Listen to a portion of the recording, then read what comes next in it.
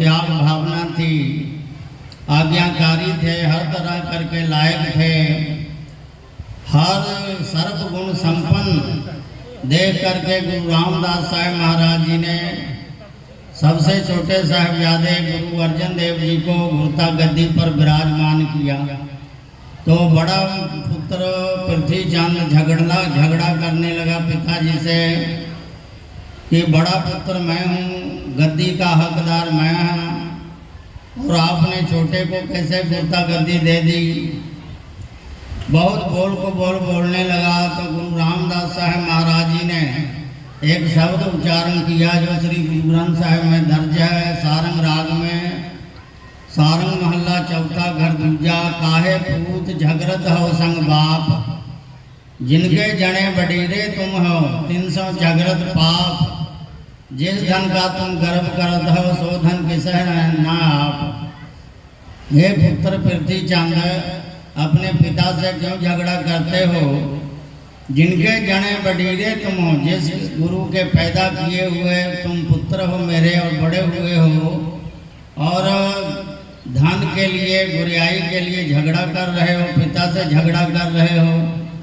जिस धन का तुम गर्व करत हो सो धन किसे न आप। जिस धन का लोभ लालच करके तुम गुरियाई हासिल करना चाहते हो वो एक के पास नहीं रहती है।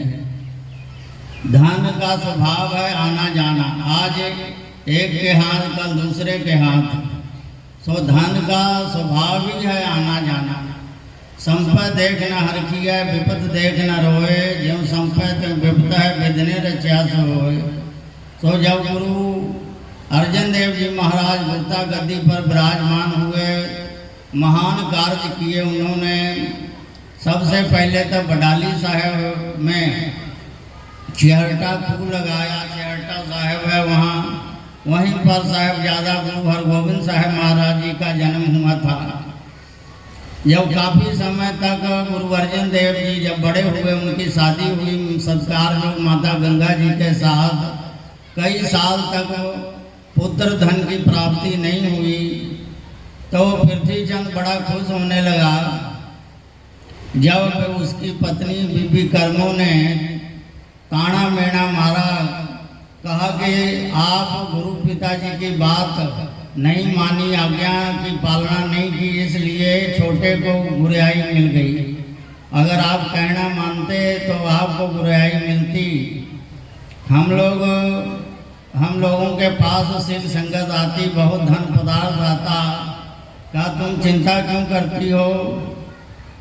उनके तक कोई औलाद ही नहीं, हमारा पुत्र मेहरबान गुरुता गद्दी पर बैठेगा और जो कुछ आज उनके पास है सब कुछ हमारे पास होगा। एक बारी काबुल कंधार से बड़ी भारी गिनती में संगत आई और उस संगत में एक शेख जनाना वस्त्र लेके आया माता गंगा जी के लिए, और गुरु साहिब जी के चरणों पर मत्था टेक करके कहने लगा कि महाराज ये माता गंगा जी के लिए मैं लेकर आया हूँ, कृपा करके गुरु के महल में भेज दें। गुरु अर्जन देव जी महाराज ने वो जनाना वस्त्र गुरु के महल में भेज दिया और शेख की कामना पूरी कर दी। कुछ दिन पहन के माता गंगा जी ने वो वस्त्र बक्से में रख दिया। फिर एक दिन कड़ी धूप देख करके दाई को कहा कि जाओ सूखने पा दो। दाई ने कपड़े खिलार दिए।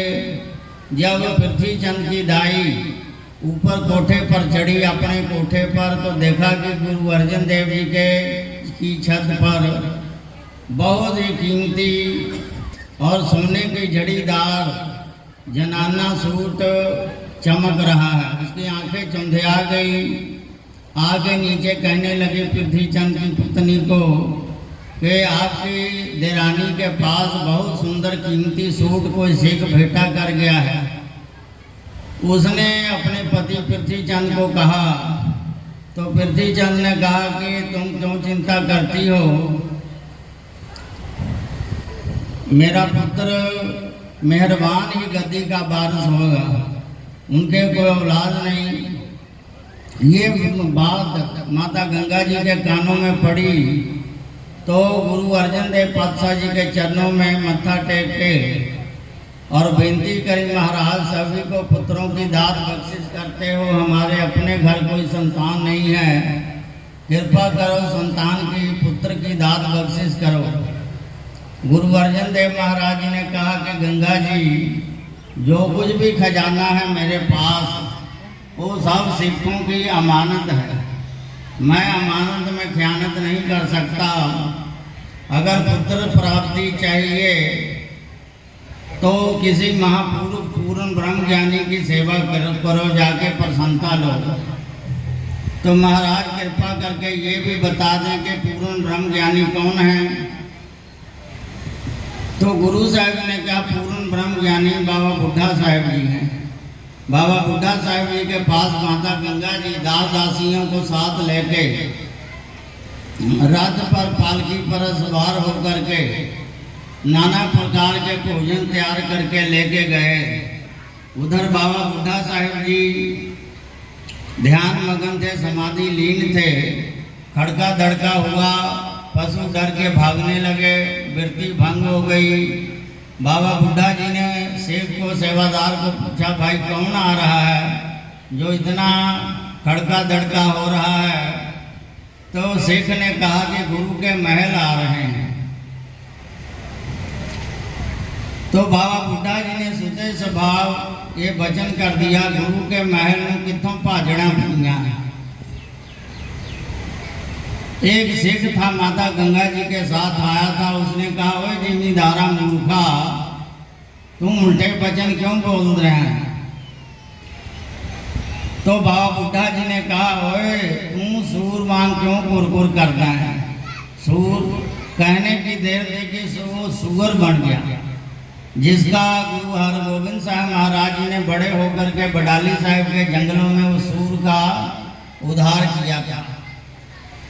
सो जब वापस आ गए निराश होकर के, वरदान लेने गए थे, शराब मिल गया, सारी वार्ता सुनाई, क्या कैसे गए थे महाराज? बड़े ठाट बाट से के साथ गए थे, दास दासियों को साथ लेके नाना प्रकार के व्यंजन पकवान तैयार करके लेकर गए थे।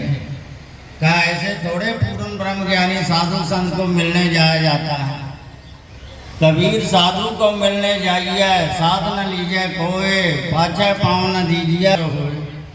साधु को मिलने जाइए तो सादगी के साथ जाना चाहिए, निम्रता के साथ, किसी को साथ लेकर नहीं जाना चाहिए।